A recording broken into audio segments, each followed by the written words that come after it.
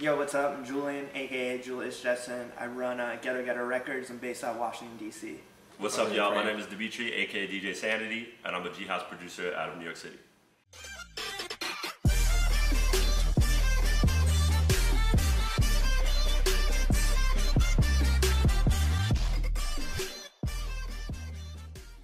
Both of you are Ghetto House producers.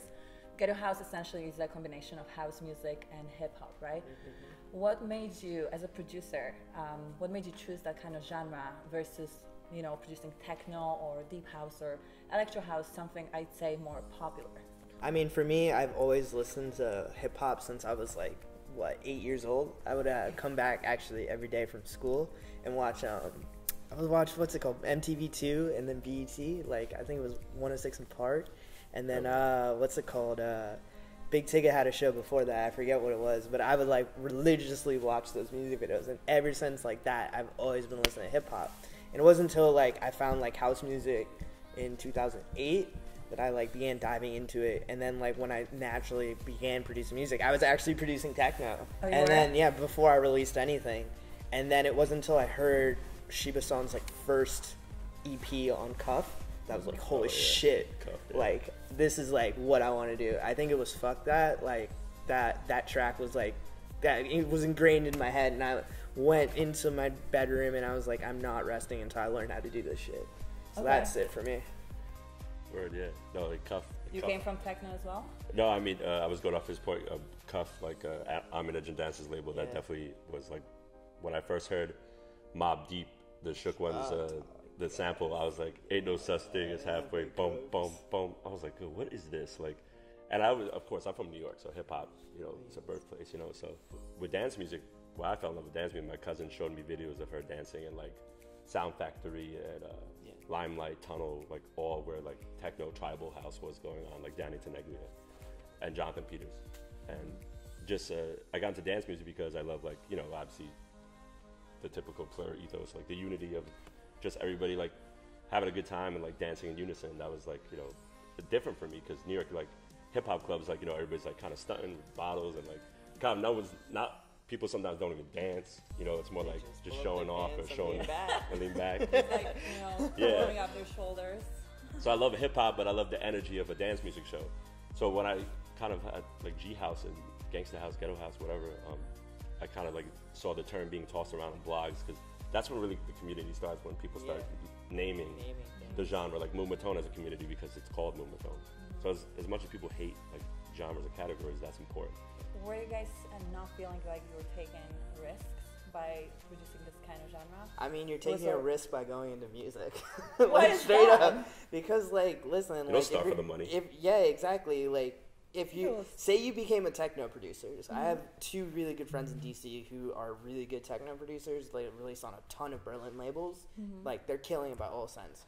Like, it's gonna take them 10 to 15 years to blow up because being a techno artist, like, you can't just blow up overnight. You have to get like a notoriety. You have to like put the time in. You have to like play the venues. You have to like do everything, and you build up time over 10 years.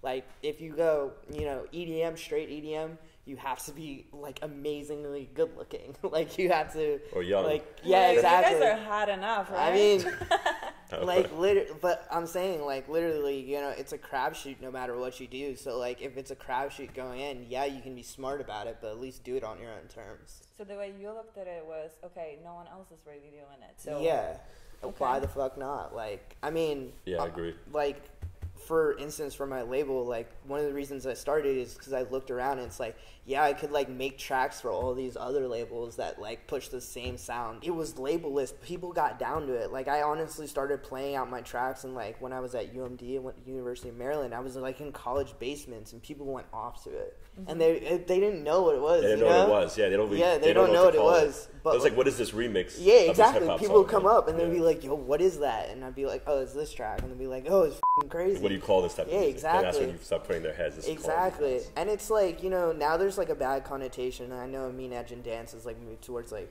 tech house and whatnot, and he's kind of like retracted from it, but I think the genre has expanded. So it's like, yo, like, it's a risk like going into a niche, but like it's a risk going into music. It's a risk being an artist. Like, f it, like, why go into art if you're not going to take a risk? To go off his point, like, I think, so what you said, like, when people's first reactions to it. So I used to DJ like hip hop showcases with my boys, like people from Harlem, Queensbridge, like Jamaica, like, you know, I was in these like gingy lounges DJing for my boys who like can spit like in lyrical hip hop. Like these guys know how to rap. And I showed them EDM before and like trap and other things. And I tell you what, G House was the first thing they said, yo, I can with this. I can mess with this. This is, it sounds dark, it doesn't sound cheesy, it doesn't sound corny. And the thing that got me into G House, that it would sample old school hip hop. So I have a movement that I'm working on called East Coast G House. We did the first compilation, we released it this past October.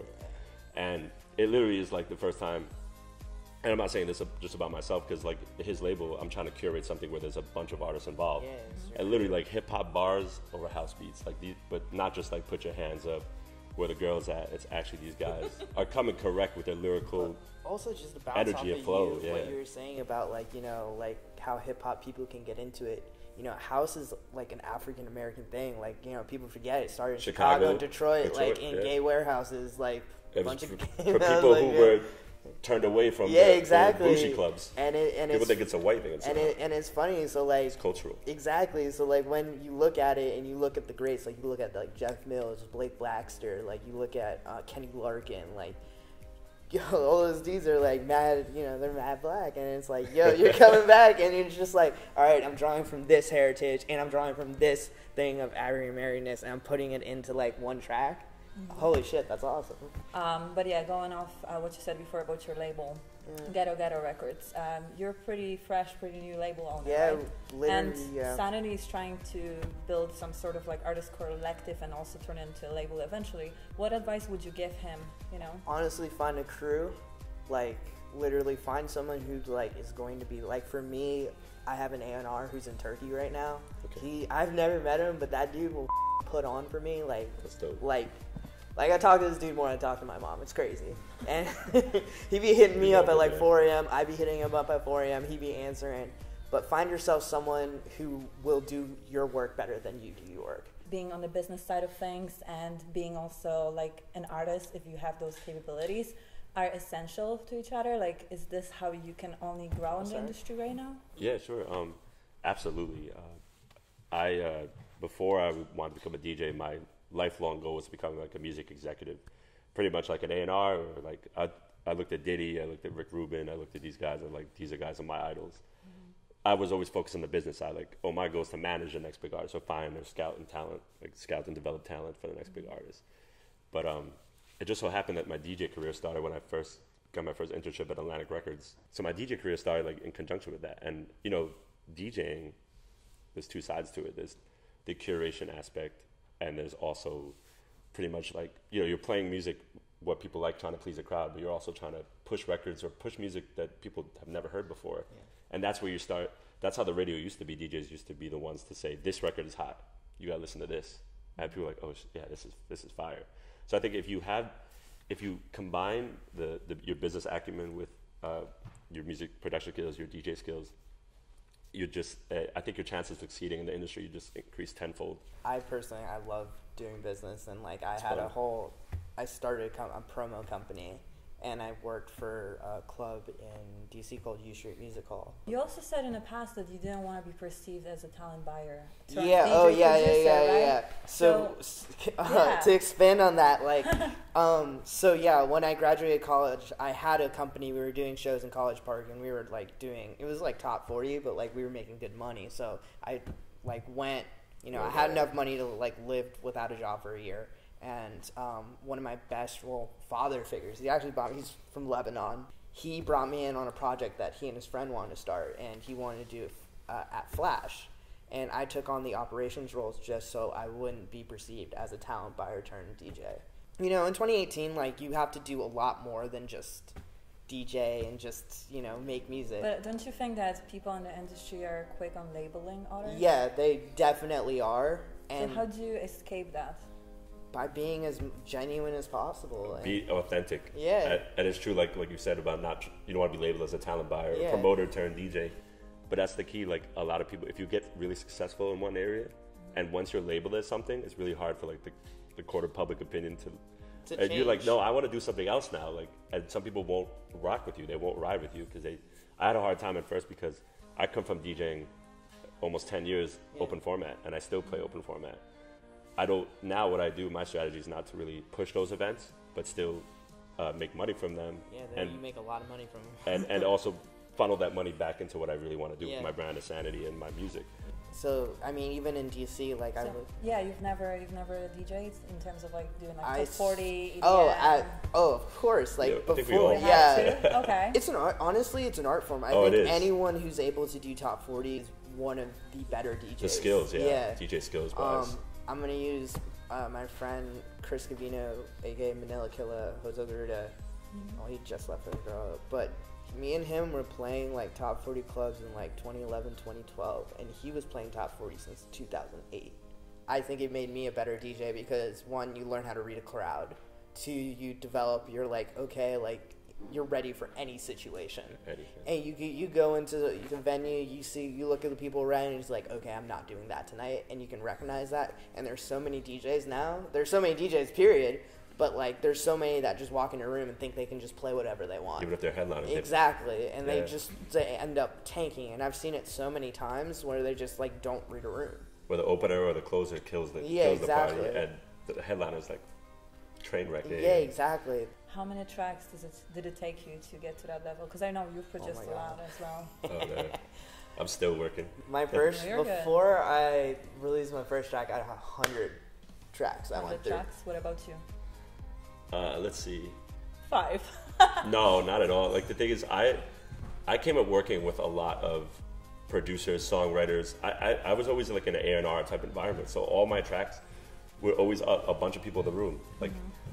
Like Drake, you know, he has like 30 people in the room, and people accuse him ghostwriting this and that. I've had co-producers, I have co-songwriters. I believe in making a record with a bunch of people in the room that can, if they bring out a better part of me, if I start by writing a drop or a bass line, and I have my brother come in and play guitar, and I have someone come in and make my mix a little better. I guess I'm different. Like, I love locking myself in a room for 8 to 10 to 12, maybe 16 hours at a time. So yourself, you're more selfish about your sound. I'll do that with like 20 people in the room. Must be not like 5, not that many people. But I mean, for DC, like, yes, there are talented producers in the District of Columbia, and there's a plethora of rappers that you can work with. Mm-hmm. But like, when I'm getting like my tracks in, like, I'm definitely, the one in the room, just putting my work in, just making sure this is everything before I go out and reach out to somebody. Okay. But I mean, last time I was in LA, I had like 6 sessions in like 4 days, so I can work with people. But it's like, it might not be automatically he's natural. Not a hater. And that's what's great. People have their own ways of working. Exactly. And that's what makes things unique. So if I come together with people. Exactly. So just to give you background, we booked Sophie, who's an amazing producer. And the Washington Post called it the best electronic event of like that year. I think it was 2016. Did you expect it, or was it like you no? It'd be like, but the funniest. Well, not the paper. Like, we opened it. We were like laughing. We were like, oh my god, we were laughing because we lost like $3,000 on it.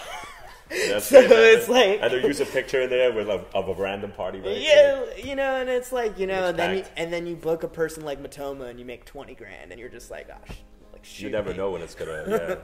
Exactly. So, what do you do though when you're like 30 days out and you're not selling any tickets? Honestly, most ticket sales come the day of, the day before. Really? I did 100%. I did a party with my partner and manager Edward, and we literally, all the artists were worried, and we were working on the party for like 2 months, 3 months, and we literally sold like all the tickets the day before. Yeah. Like we sold 150 tickets the day before. Like it's crazy. I think we sold like 10 before that. Like literally, you go into a week. Hope. Yeah, you just got, if you believe in it. The thing is, even if you lose money, we still lost money on the event. Yeah.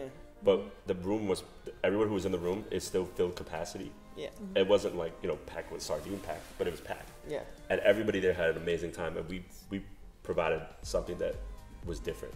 Also, Julius, you said in the past that you basically, people hate working with you because you follow up with them relentlessly. Oh my God, you have to sometimes, so, right?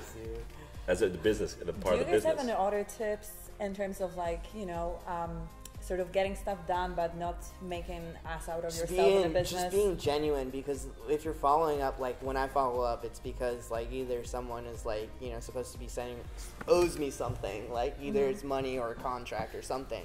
And a lot of the time in the music business, like mental health is a big issue. So people will get so many emails, they get like over anxious. So like literally it won't be their fault. They'll just forget to respond.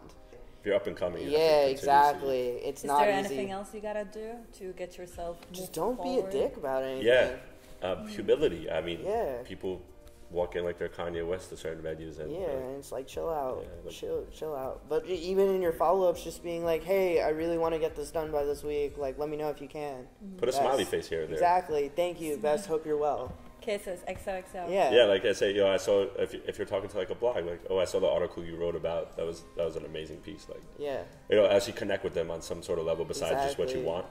I always wait at least 2 weeks for a follow up, for the initial follow up.